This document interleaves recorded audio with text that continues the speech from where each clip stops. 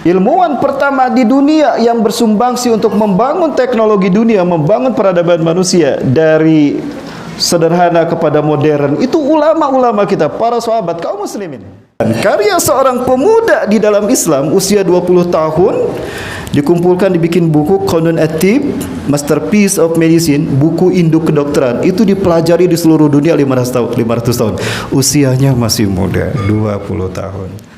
Saya Rahmat Baikuni mengajak kepada para penonton sekalian untuk akses channel YouTube Mustam Husai demi membuka dan memperluas cakrawala kita tentang Islam dan kaum muslimin. Saya Rahmat Baikuni. Assalamualaikum warahmatullahi wabarakatuh.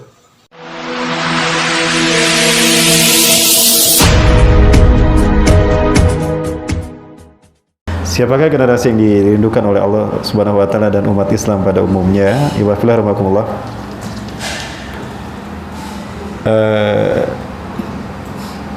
Ada satu pandangan yang cukup bagus dari seorang pengamat sosiolog, ya sosiologi, ya seorang pengamat dan seorang penulis Timur Tengah bernama Majid Kailani, di mana beliau memandang bahwa peradaban kita ini, anak-anak ngerti peradaban ya, perjalanan manusia dari mulai Rasulullah sampai kita ini, beliau bagi menjadi 3 periode. Ya, periode yang pertama adalah periode sehat. Disebut periode sehat karena loyalitas manusia berpusat kepada agama, berpusat kepada risalah. Risalah dalam ini adalah risalah Islam. Sehingga tolok ukur yang beredar, yang berlaku di tengah-tengah masyarakat, seseorang dimuliakan, seseorang dihormati karena ketakwaannya, karena iman Islamnya. Periode ini diwakili oleh Rasulullah dan para sahabat. Ya, Rasulullah SAW dan para sahabat radhiyallahu anhum. Mereka adalah generasi yang terbaik. Bahkan Allah memuji mereka. Padahal mereka dulu adalah kaum jahiliyah. Namun karena sentuhan Islam, mereka berubah dari titik nadir jahiliyah menjadi terbaik sepanjang peradaban manusia. Khairu ummah. Ya. Dilihat dari angka tahun, mungkin sejak Rasulullah diutus 610 Masehi sampai 632 Masehi, selama 23 tahun. Atau 661 Masehi ditambah 30 tahun kekuasaan Khulafaur Rasyidin Al-Mahdiin. Periode yang kedua adalah seperti apakah dikatakan periode sehat untuk Rasulullah SAW? Apa yang menjadi tolak ukurnya? Padahal pada saat itu Rasulullah SAW diutus, masyarakat Arab saat itu dalam keadaan jahiliyah. Jahiliyah dalam hal ini bukan berarti la yastati'una ayyaktubu wa yaqra'u, la. Ya. Bukan berarti mereka tidak bisa menulis dan tidak bisa membaca. Lakinnahum la yastati'una ayyufarriqu bainal haqqi wal batil. Mereka tidak bisa membedakan mana hak dan batil. Mereka hidup berdasarkan nafsu. Ada 4 ciri kalau mereka dikatakan jahiliyah. Ada 4 setidaknya indikator. Indikator itu ciri, tanda bahwa mereka dikatakan jahiliyah. Yang pertama, inhirafuhum anit tauhid. Mereka menyimpang dari tauhid. Padahal fitrahnya manusia ini Islam. Ya, kalau kita ketemu lagi nanti kita bahas satu tema-tema khusus kenapa harus Islam ya. Padahal fitrahnya manusia itu Islam. Allah ciptakan manusia dalam keadaan Islam. Kemarin Ustaz bedah dalil-dalil Quran dan hadis serta fakta-fakta, bukti-bukti bahwa manusia dan alam semesta diciptakan dengan tauhid. Ya.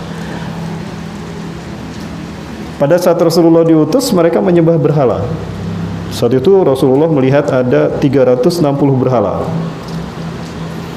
Ya, satu kabilah satu berhala. Ada 360 kabilah saat itu, satu kabilah satu berhala. Berhala yang terbesar Hubal. Kenapa mereka menyembah berhala? Padahal mereka punya tauhid rububiyah. Di dalam Al-Quran Allah pernah menyatakan a'udzubillahi minasyaitonir rajim, wa la in sa'altahum man khalaqas samawati wal arda la yaqulunna Allah. Apabila Muhammad kau bertanya pada mereka, kenapa mereka siapa yang menciptakan mereka? Siapa yang menciptakan langit dan bumi? Pasti mereka mengatakan Allah. Karena Abu Jahal, Abu Lahab itu mereka tahu, paham itu. Tapi ketika diajak untuk menyembah Allah, mereka ingkar. Makanya mereka disebut kafir. Yang kedua, mereka disebut jahiliyah karena ad-dunya ibtighahum. Orientasi hidup mereka, tujuan hidup mereka itu dunia. Aktivitas yang mereka lakukan, kerja mereka hanya untuk dunia, sehingga mereka bangga berlomba-lomba dengan dunia. Dan orang dimuliakan karena itu tadi, karena dunianya. Ya, yang ketiga, intisyarul ma'asi. Dikatakan jahiliyah karena kemaksiatan di mana-mana. Minum-minuman keras, berjudi, mabuk, udah manusia hidup berdasarkan nafsunya, zina dan sebagainya. Bahkan ibu kandungnya saja dijinahi dan dijual belikan. Nah, yang keempat, mereka dikatakan jahiliyah karena al-ikhtilaf wal-iftiraq bainahum. Orang-orang Arab saat itu mereka bangga dengan kabilahnya, sehingga kalau ada yang tersinggung marah, perang kabilah. Mereka saling berperang hanya karena masalah yang sepele. Itulah fenomena jahiliyah pada saat itu.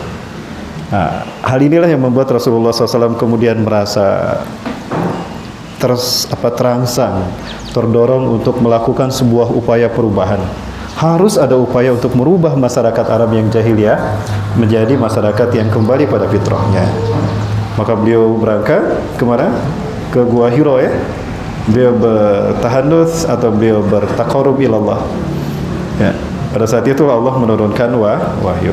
Bagaimana gambaran Rasulullah merubah peradaban Arab yang jahiliyah menjadi khairu ummah? Kita saksikan yang satu ini, jangan kemana-mana, tetap bersama saya yang selain satu ini. Ilmu. Apa bahasa Inggrisnya ilmu? Knowledge. Yang kedua, faith in God, iman kepada Allah. Yang ketiga, love for humanity, hubbul insan, hablum minan nas. Dengan tiga pilar inilah Rasulullah kemudian merubah peradaban Arab yang jahiliyah menjadi khairu ummah. Dibimbing oleh Allah langsung dengan wahyu melalui malaikat Jibril. Inilah yang kemudian diperjuangkan. Maka inilah yang menjadi sebuah inspirasi besar untuk merubah peradaban manusia. Muncullah madrasah-madrasah pada saat itu, sekolah-sekolah kecil, liko-liko kecil. Ada madrasah Tolhah bin Ubaidillah. Materi-materi kemanusiaan dibangun. Tolhah mengajarkan tentang salah satunya kesamaan manusia. Tidak ada rasis di dalam Islam ya. Kulit hitam tidak lebih rendah dari kulit putih, tidak. Semuanya sama di hadapan Allah. Yang membedakan apa? Iman dan takwa ya. Abi Thalib mengajarkan cinta pada sesama manusia. Ya, bagaimana dikatakan muslim kalau seseorang dikatakan kenyang lalu tidur dengan nyenyak, sementara tetangganya lapar karena tidak bisa tidur karena kelaparan. Itu bukan perilaku muslim. Subhanallah. Berbagai macam ilmu diajarkan di sini. Ilmu tauhid, kemudian juga ilmu kemanusiaan. Bin Rabah, ternyata di balik hitam kulitnya, beliau ini adalah orang yang cerdas. Bilal bin Rabah inilah yang mengajarkan matematika kepada para sahabat. Bilal bin Rabah inilah yang mengajarkan ilmu pengetahuan terapan. Subhanallah. Maka wajar kalau Bilal bin Rabah mudah masuk Islam, mudah beriman. Bilal bin Rabah beriman kepada Allah, tidak didakwahi Rasulullah. Ya, Rasulullah tidak mendakwahi Bilal bin Rabah secara langsung. Bilal bin Rabah hanya mendengar Ammar bin Yasir diinterogasi, ditanya, dicecap dengan pertanyaan oleh para pembesar kafir Quraisy. Ada Abu Jahal, ada Abu Lahab, siapa lagi? Abu Janda ada pada saat itu? Enggak ada Abu Janda ya? Belum ada ya?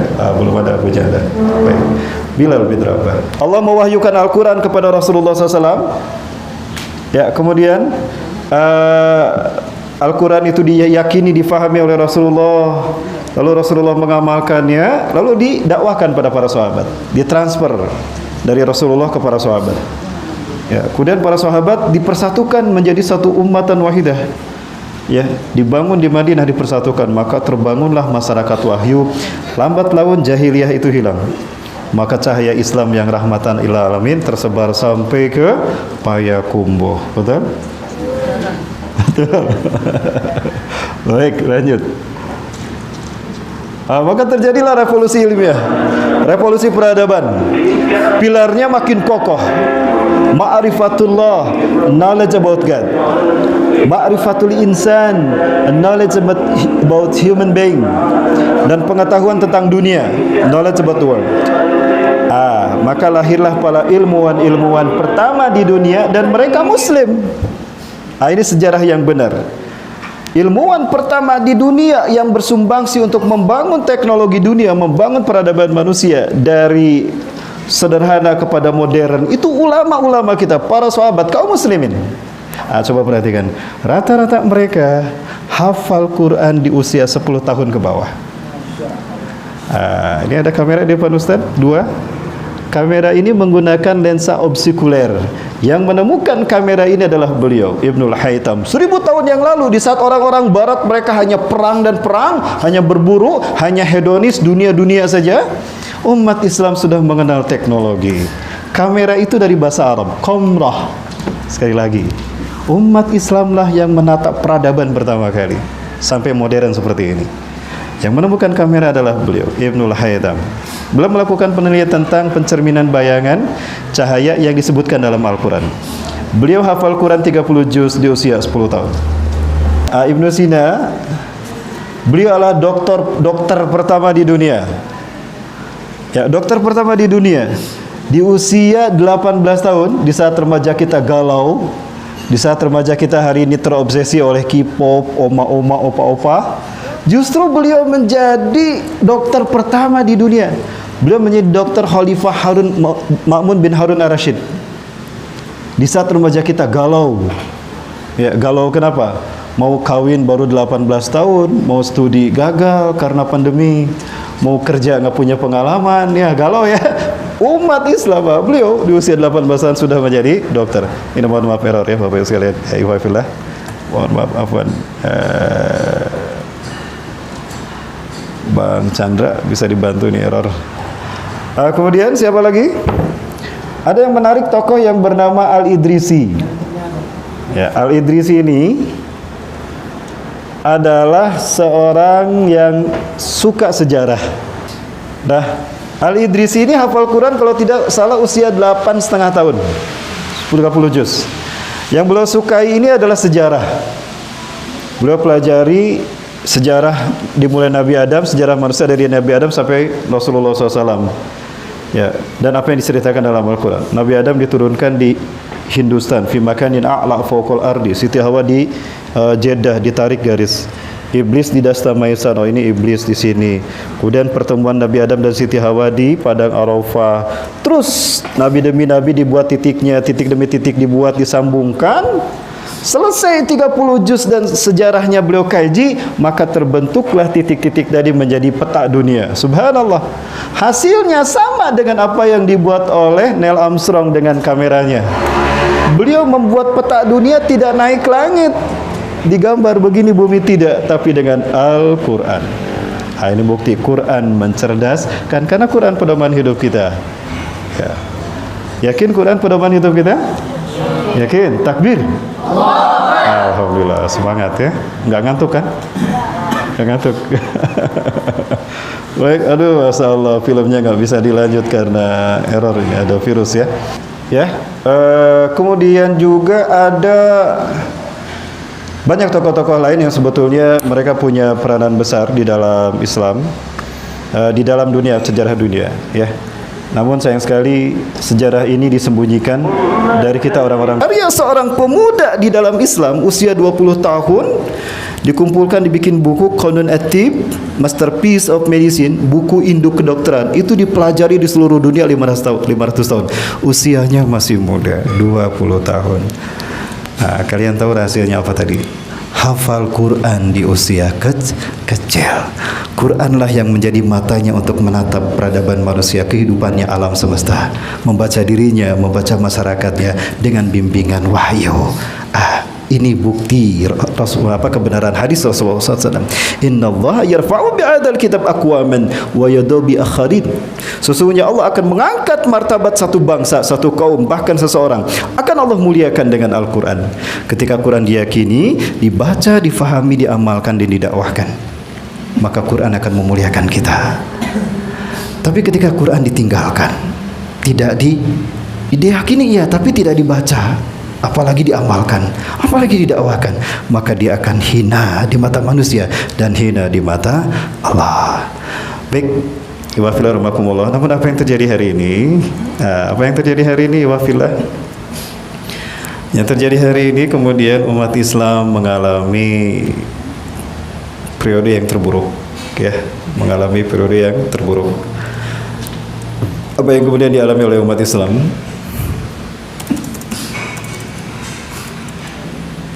Umat Islam setelah sepeninggal Rasulullah mengalami periode yang buruk, yaitu periode sakit. Setelah sehat, sakit. Kenapa disebut sakit? Karena ketaatan manusia, kepatuhan manusia bukan lagi kepada agama, tapi kepada apa? Tapi kepada penguasa, kepada raja dan orang-orang yang berkuasa. Sehingga seseorang dihormati karena kekuasaannya, karena kekayaan dan orang-orang yang dekat dengan kekuasaan. Nah, ini diwakili oleh masa Mulkan Adhan dari dinasti Umayyah 661 Masehi sampai 1924, sampai hancurnya Turki Utsmani.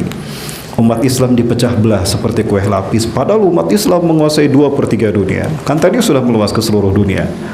Umat Islam dipecah-pecah seperti kue lapis. Mesir diberikan pada Inggris, Afrika diberikan pada Prancis, Aljazair Prancis, Irak Inggris, Pakistan Inggris, Malaysia Inggris. Giliran kita Indonesia Belanda. Coba kita dijajah sama Inggris, pinter bahasa Inggris kita. Betul? Karena kita dijajah Belanda, bahasa Belanda kita tiba baradu, bahasa Inggris araringgis, betul? Orang Sunda pasti ngerti.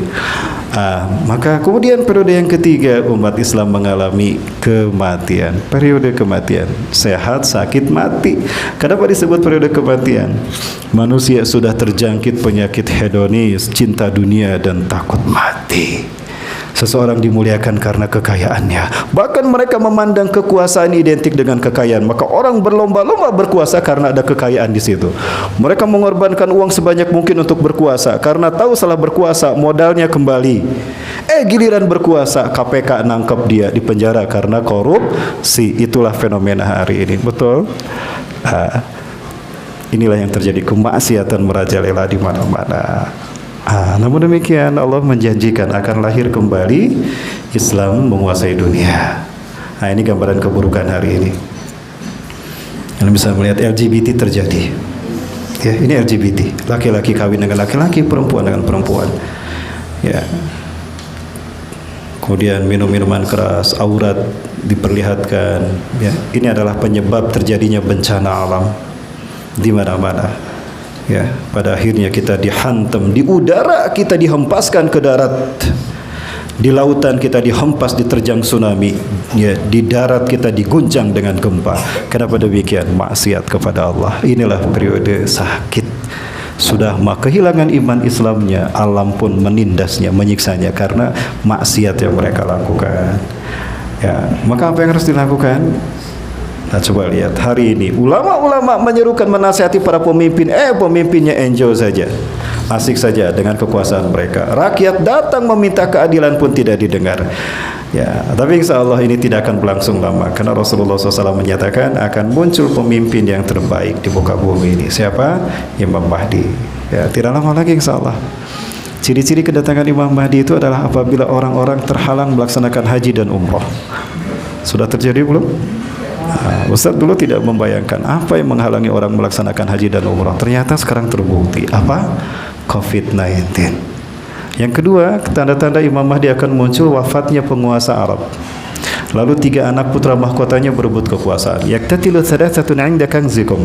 Akan berperang 3 orang laki-laki berebut kekuasaan. Kulluhum ibnu khalifatin. 3-tiganya anak khalifah, putra mahkota. Tapi mereka tidak berhasil menjadi raja, karena yang menjadi raja adalah Imam Mahdi.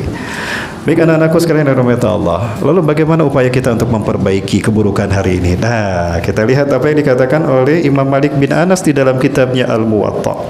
Lan tasluha amru hadhil ummah illa bima saluha awwaluha. Umat ini tidak akan bisa dibereskan melainkan dengan cara bagaimana umat terdahulu dibereskan. Gimana cara memperbaiki peradaban hari ini? Lihat bagaimana Rasulullah memperbaiki masyarakat Arab yang jahiliyah. Dengan apa Rasulullah memperbaikinya? Boleh minta satu tak? Dengan Al-Quran. Dengan Al-Quran. Betul, dengan Al-Quran kan?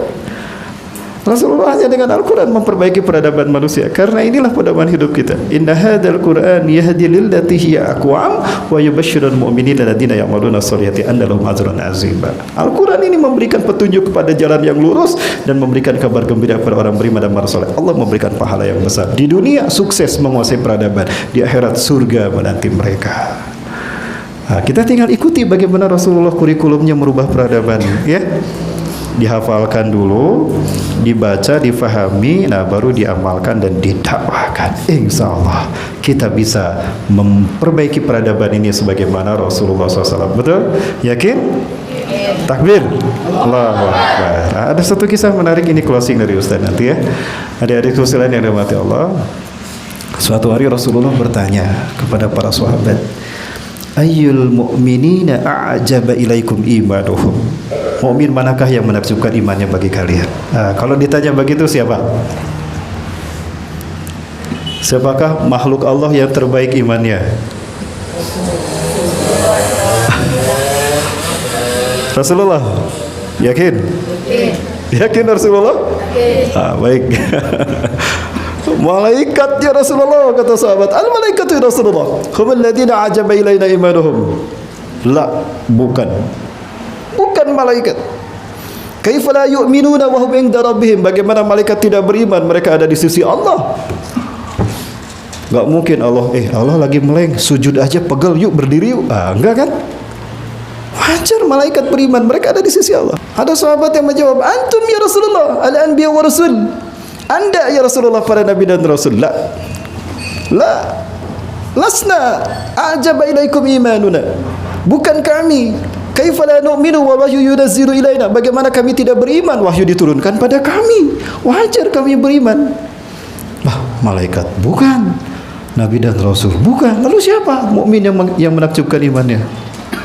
Ada sahabat yang pede tuh bilang, nahnu ya Rasulullah ashabuk, kami ya Rasulullah sahabat-sahabat Anda. La, bukan.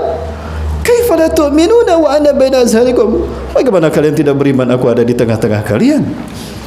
Kalian bisa melihat bagaimana aku mensiasati hari-hariku 24 jam, meniti jalan menuju ridho Allah. Kalian di antara kalian ada yang berbuat salah, aku tegur, selamat dia ya. Wajar kalian beriman, aku ada di tengah-tengah kalian. Bingung para sahabat, malaikat bukan, nabi dan rasul bukan, para sahabat bukan. Ayo, jadi siapa mukmin yang menakjubkan imannya? Ya, tepuk tangan buat om-om bos-bos saya.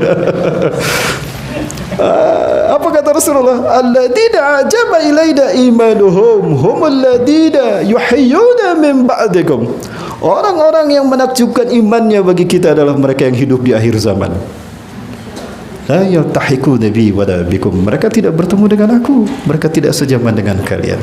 Wa yaltahiqu bi kitabillah wa yajiduna suhufan. Mereka hanya bertemu dengan Al-Qur'an. Mereka beriman kepadanya. Itulah yang paling hebat imannya.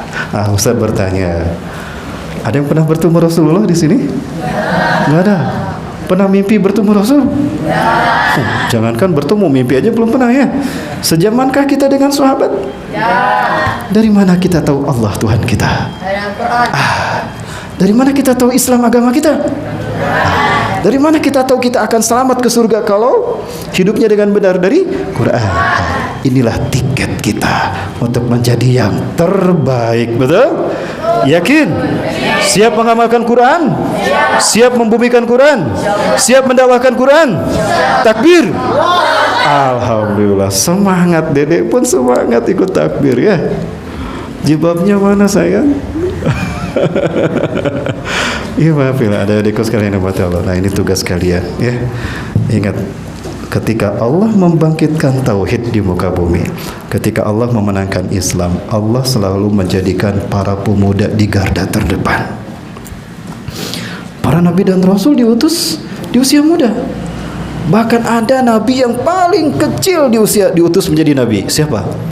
Nabi Isa. Betul, Allahu Akbar. Nabi Isa di usia bayi, baru beberapa jam dilahirkan udah jadi nabi, bisa berbicara. Lihat surat Maryam tuh, atau surat Ali Imran ya. Kemudian Ashabul Kahfi, pemuda. Ashabul Ukhdud dalam surat Al-Buruj, Waddah, seorang pemuda usia 20 tahun. Merubah bangsa Najran yang menyembah Jahdun, manusia kayak Firaun, Namrus, berubah menjadi bertauhid. Nah, Muhammad Al-Fatih. Wah, bahkan Muhammad Al-Fatih kayaknya harus nonton filmnya ini. Sekali aja Pak, Bang ya. Muhammad Al-Fatih boleh? Oke. Siap. Muhammad Al-Fatih di usia ke-22 tahun menguasai 21 negara. Allahu Akbar. Usianya 22 tahun menguasai 21 negara. Bang Asrul, sudah berapa akhwat yang dihalalkan, Bang? Ustadz ngehina, enggak, bukan menghina, Bang. Enggak, ngasih semangat, Bang. Baik, Bapilah. Suatu hari Rasulullah SAW bersabda, apa sabda Rasulullah SAW? La tuftahanna al-Konstantiniyah. Sungguh Konstantiniyah, Turki akan dibebaskan, Istanbul akan dibebaskan. Fala ni'mal amiru amiruha. Sebaik-baik pemimpin adalah pemimpin yang membebaskan Konstantinopel. Wala ni'mal jaish dzalikal jaish. Dan pasukan yang paling hebat, sebaik-baik pasukan adalah mereka yang membebaskan Konstantinopel. 854 tahun, tepatnya 29 Mei 1453 Masehi, Muhammad Al-Fatih usia 22 tahun membebaskan, mewujudkan hadis Rasul tadi. Dan juga sinergi ulama dan pemimpin. Nah, ini membenarkan hadis Rasulullah SAW, sinfani min ummati idza saluhan saluhatil ummah. Dua pilar dari umatku, jika keduanya baik, sejahteralah dan makmurlah umatku. Apabila kedua-duanya rusak, idza fasadan fasadatil ummah. Apabila dua ini hancur, rusak, hancur umatku. Pemimpin dan ulama. Baik, itu Turki. Dan sekarang Erdogan luar biasa ya. Ya, itu presiden serasa khalifah. Beliau menghormati ulama dan beliau memberikan kebijakan berdasarkan keluar kebijakan sesuai dengan tuntunan para ulama. Kira-kira apakah hanya Turki yang akan membebaskan dunia? Bukan. Ada satu bangsa lagi yang sedang Allah persiapkan untuk memimpin kebangkitan Islam. Siapa? Indonesia. Yakin Indonesia? Yakin? Coba lihat. Pernahkah Rasulullah menyebut Indonesia? Coba lihat. Ini ada hadis. Ini Ustaz temukan dari Sahih Muslim. Syarah Syekh An-Nawawi. Inna rabbi zawaliyal arda. Sesungguhnya Tuhanku melipatkan untukku bumi ini. Hatta ra'aitu masyariqaha wa maghribaha. Sehingga aku melihat kekuasaannya terbentang dari timur hingga ke barat. Wa atani al-kanzaini. Dan aku diberikan dua pusaka. Al-ahmaru wal abyadu. Pusaka merah dan pusaka putih. Wa anna ummati, dan sesungguhnya umatku, saya blukumul kuhama zawaliya minha. Umatku kekuasaannya akan terbentang kembali dari timur hingga ke barat dunia. Rasulullah SAW menyebutkan kita akan kembali menguasai dunia setelah menyebutkan pusaka merah dan putih. Ustaz bertanya kepada beberapa ulama, kepada beberapa syekh yang ada di Timur Tengah. Ini salah satunya Ketua Rabithah Ulama Palestina. Beliau adalah Syekh Ali Yaqub Al-Abbasi. Nah, ini Masjidil Aqsa. Insyaallah kita yang akan membebaskan ini. Sekarang ini menjadi satu-satunya masjid yang DKM-nya orang Yahudi. Aneh ya, ada masjid DKM-nya Yahudi. Masjidil Aqsa. Ya. Nah, insyaallah kata Rasulullah, Mekah titik tolak dakwah tauhid untuk Nabi Adam, dikuatkan Nabi Ibrahim. Madinah untuk Nabi yang terakhir Rasulullah SAW. Masjidil Aqsa untuk Imam Mahdi dan pasukan yang terbaik. Ada 3 pasukan yang terbaik. Yang pertama, Ahlus Syam, pejuang-pejuang dari Suriah dan Palestina. Syam. Hum min khiyari ahlil ardi yaumaidin. Mereka adalah pasukan yang terbaik imannya di muka bumi. Yang kedua, yang tidak pernah terkalahkan, Ashabur Rayati Sud, para pembawa panji hitam dari Khurasan, Afghanistan. Dan yang ketiga, Taifah Mansurah. Siapa Taifah Mansurah? At-Taifah hiya kid'atun minal muslimin. Taifah artinya sekelompok kecil dari umat Islam. Mansurah, ditolong mereka karena mereka lahir dari sebuah negara yang zalim pemimpinnya dan mereka ditindas, lalu mereka bangkit. Kira-kira siapa? Insya Allah Indonesia. Nah, ini syekhnya yang Ustaz temui ya, anak di Masjid Kibli. Insya Allah kita nanti akan membebaskan ini. Ini Ustaz akhir bulan. Kalau ini Ustaz akhir zaman. Setelah sholat asar kami bertemu dengan Syekh Yusuf Abu Sunaida. Ini Dr. Syekh Yusuf Abu Sunaida. Dan ini Dr. Abu Bakar Al-Awawidah. Apa kata Dr. Abu Bakar Al-Awawidah? Aku sudah melihat tanda-tandanya, tapi barangkali kami, para pejuang Palestina, masih harus bersabar. Sejenak berjuang di garis depan dan bersabar menanti kalian bangsa Indonesia layak memimpin. Bersabar menanti kalian datang, bersabar hingga kita bersama sholat di Masjidil Aqsa mereka. Beliau yakin Indonesia lah yang akan membebaskan mereka. Terakhir Ustaz sampaikan, ada 4 remaja di Al-Quds. Nah, tadi yang kita lihat itu Al-Quds. Ada yang mau ikut tahun ini, tahun depan Ustaz akan kembali ke sini bersama Ustaz Abdurrahman insyaallah Ustaz ya. KPB ada perwakilan nanti. Ustaz kalau umroh biasa kita setelah ke sini juga ya. Apa tadi? Ini Al-Aqsa, sebelah sininya ada Al-Quds. Nah, itu ada pesantren. Ada 5 pemuda penghafal Quran, remaja. Mereka bermimpi di malam yang sama. Mereka tidak berjanjian sebelumnya. Mereka mimpi yang sama. Bertemu Rasulullah SAW. Mereka tidur di rumah yang berbeda, tapi mimpi yang sama. Mimpi bertemu Rasulullah. Di dalam mimpi itu Rasulullah mengatakan, Ya ahla Syam, ya ahla Gaza, innal ladina sayuharrirukum min zulmil yahud wa yu'aduna al-Quds ala rihabikum ikhwatukumul muslimin al-Indonesia. Hai penduduk Syam, hai penduduk Gaza, sesungguhnya orang-orang yang akan membebaskan kalian dari kezaliman Yahudi dan akan mengembalikan Al-Quds ke tangan kalian adalah saudara kalian umat Islam Indonesia. Takbir. Siap untuk membuktikannya? Modal Al-Quran di dada, pedang di tangan, kuda kita naiki, dengan takbir Allah kita bebaskan Palestina. Siap? Siap. Nah, Ustaz yakin nih Ma'had Al-Furqan ini akan melahirkan pejuang-pejuang terbaik. Akan lahir dari sini Muhammad Al-Fatih, akan lahir dari sini Salahuddin Al-Ayyubi, akan lahir dari sini siapa? Sa'ad bin Abi Waqqas, Khalid bin Walid. Betul? Nah, istiqomah ya, istiqomah. Allah hanya akan memilih mereka yang siap. Siap iman Islamnya, siap fisiknya, dan siap fikrohnya.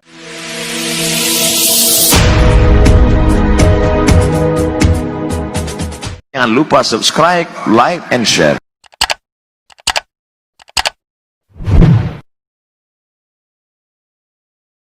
Saya Rahmat Baikuni mengajak kepada para penonton sekalian untuk akses channel YouTube Amos Tambusai demi membuka dan memperluas cakrawala kita tentang Islam dan kaum muslimin. Saya Rahmat Baikuni. Assalamualaikum warahmatullahi wabarakatuh.